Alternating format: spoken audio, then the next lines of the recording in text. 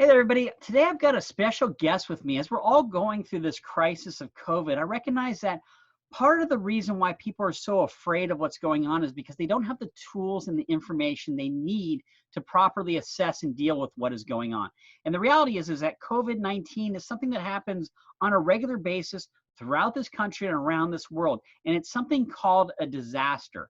And I have a friend, and he's with me here today. His name is Patrick Hardy, and he runs a business called DisasterHawk, and it's an app. And I'll actually bring this up on my screen here so you can see what it is. And thank you for joining me today, Patrick. Thank you for having me, Mark. So Patrick, tell us what DisasterHawk is and why it's important for teachers and students, whether you're a standard teacher looking for a lesson plan to work virtually from, or somebody who does homeschooling.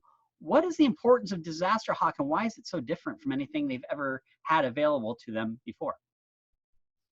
Yeah, for the very first time, we have made emergency preparedness tools available to everyone, because one of the things that is really important about disaster preparedness is empowerment.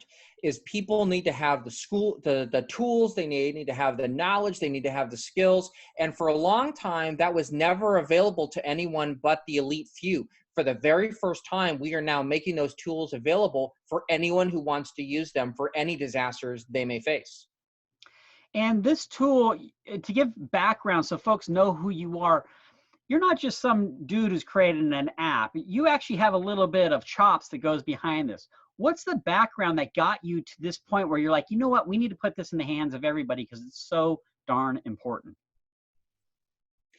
Yeah, I started my career in the nonprofit world. I created disaster plans right after Hurricane Katrina. I ended up working directly for the governor of Louisiana as a consultant. And then I consulted for Fortune 500 companies all over the world. And in fact, I got invited. I spent 3 months in Washington, D.C., working with FEMA and the White House in trying to develop a small business disaster framework, because I've worked with restaurants and bars and grocery stores and charter schools and nursing homes and beekeepers and all kinds of businesses all over the world.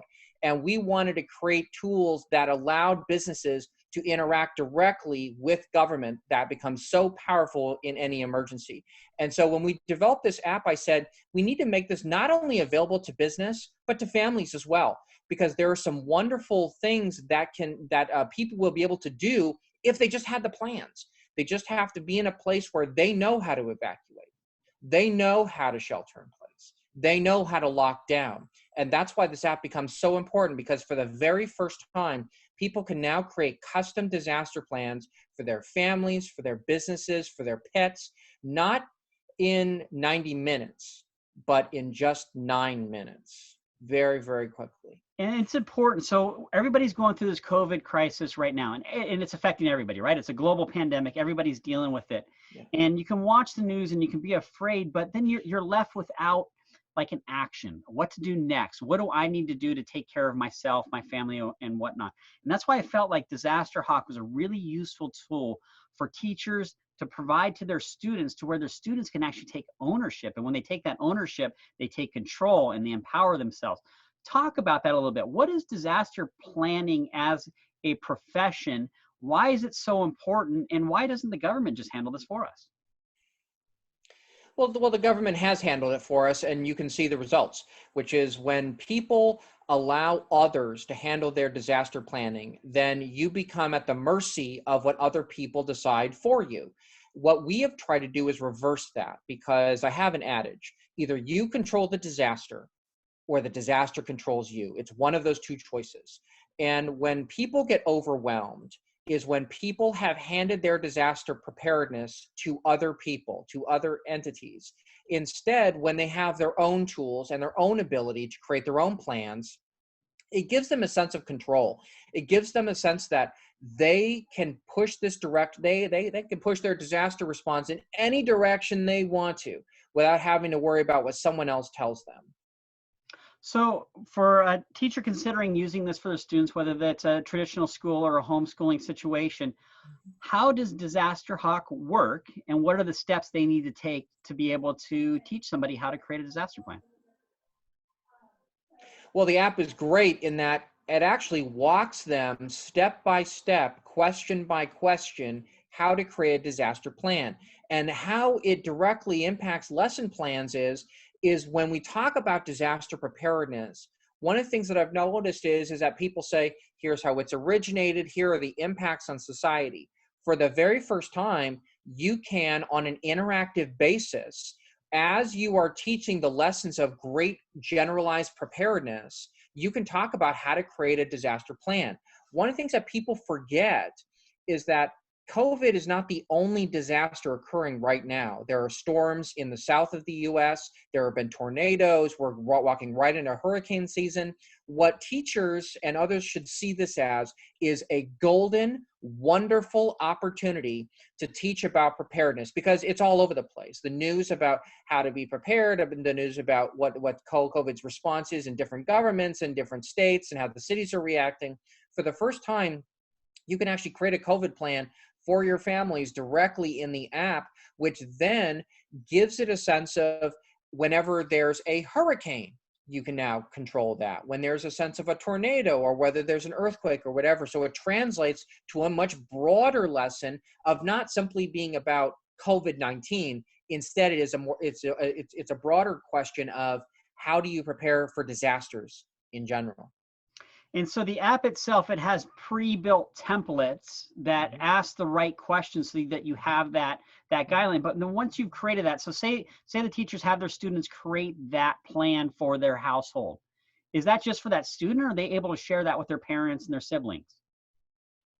They can. We make it very easy for them. So they can actually share their plan, which of course a family plan would be a very private plan. So what they would do is we placed a sharing function directly in the app where they can actually text it. They can actually text an invite to different members of their family or different people who they would want to see the app. So even extended friends or different people who they feel are important enough to them to see the plan that they have developed. And not only that, they will actually be able to find disaster plans for institutions important to them.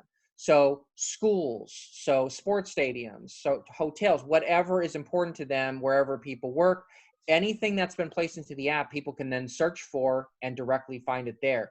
Because once you know what someone else's disaster plan is, all of a sudden, you can now have greater control over your own, because you now understand how they're going to react. And then you can then, with that transparency, say, I'm going to modify my disaster plan accordingly.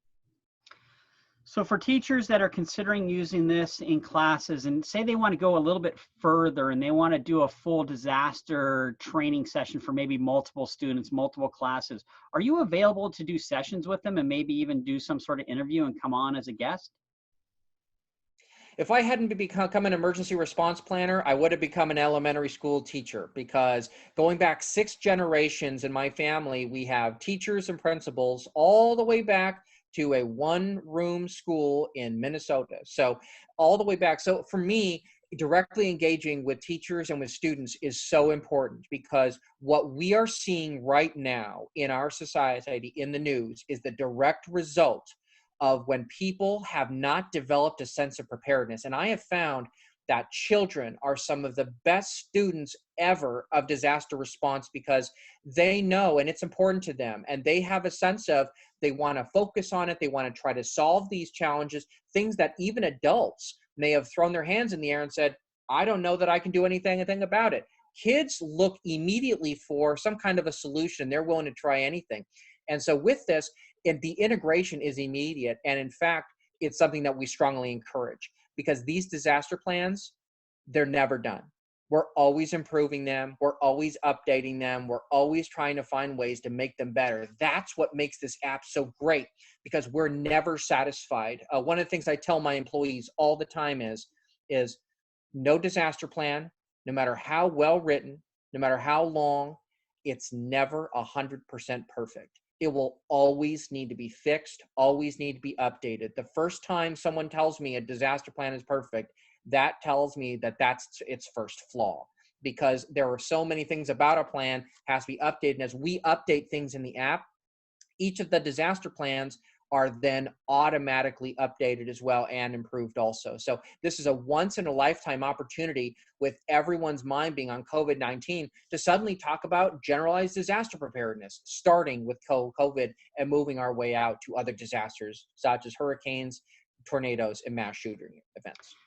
And the empowerment that teachers will be giving to their students when they take control of something like this. I mean, this leads into all sorts of other professions. So obvious ones would be firefighters, emergency managers, doctors, lawyers, politicians. I mean, this creates those type of leadership and ownership skills that play out through the rest of their lives.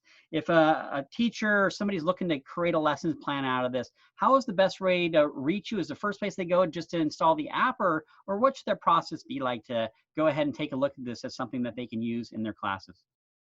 Reach out to us on our contact us page. In fact, we have it right there on our website, where you can just put in your name and email address, and then tell us a little bit about what you want to do, because we're more than happy to do live streams like this. We're happy to engage with you. The main thing for us is we don't want to create a one size fits all. We want to approach you and say, what's going to best meet your goals? What is going to be something that is going to be best for your students? Because every classroom is going to be different. Every group of teachers is going to be different, whether homeschooled or if they're in a traditional school, whatever it happens to be. We want to put people in a position where the lessons that we teach help apply to them. And in fact, one of the things that we've really done is we have converted the family disaster plan to multiple languages. So we have incorporated it. We've translated the entire plan in Spanish.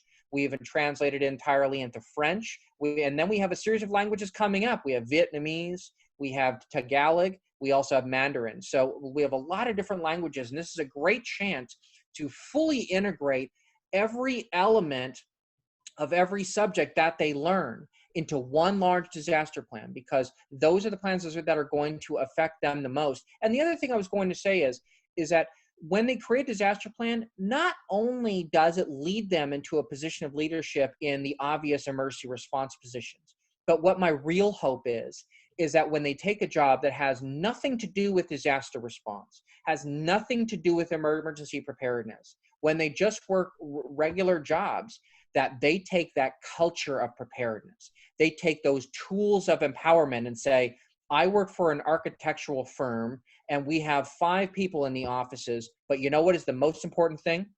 We need to have a disaster plan here.